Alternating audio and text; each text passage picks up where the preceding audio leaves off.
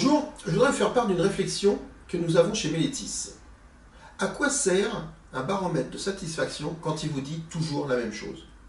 Et globalement, quand on passe dans les différentes entreprises que nous fréquentons, nous constatons tout le temps la même chose, c'est-à-dire que les baromètres évoluent peu et qu'ils sont à des taux de satisfaction élevés, entre 85 et 90%. Et cela est confirmé par différentes études qui sont faites à travers les entreprises.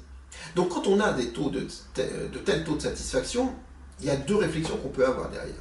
Comment faire pour mobiliser les collaborateurs en mettant en place des plans d'action?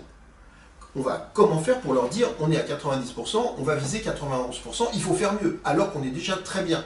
Donc ça, c'est une vraie difficulté. Et la deuxième chose, c'est que quand on a durablement des taux entre 85 et 90%, voire même au-delà, c'est que la satisfaction est acquise. Donc qu'est-ce qu'on en fait de notre baromètre de satisfaction? Ce n'est plus qu'un simple indicateur. Alors évidemment qu'il est utile, hein, je ne remets pas en cause la satisfaction, mais cet indicateur est certes très utile, mais on ne peut plus rien en tirer.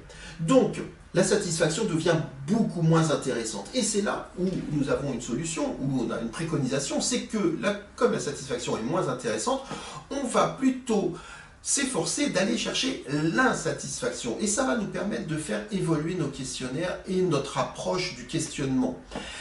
Comment? Eh bien tout simplement en mixant le quanti et le quali, en ayant des questions un peu plus globales, là où on sait qu'on est bon, pour aller chercher l'insatisfaction en demandant de qualifier à chaque fois pourquoi on est insatisfait quand on tombe dans les 10% de personnes qui sont insatisfaites, ou même les personnes qui ne sont que satisfaites, parce qu'on ne se contente pas de la simple satisfaction. Notre objectif étant d'avoir des gens très satisfaits, voire ravis. Donc ces gens-là, d'ailleurs, nous intéressent moins. Quand on est très satisfait, c'est parfait.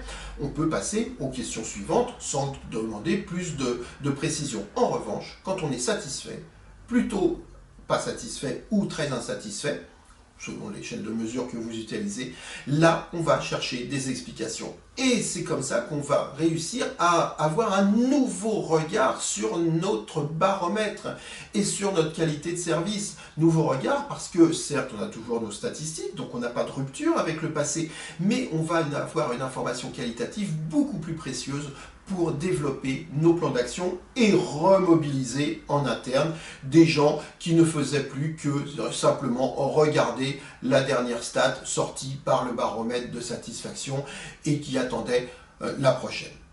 Voilà notre réflexion. Merci, à bientôt.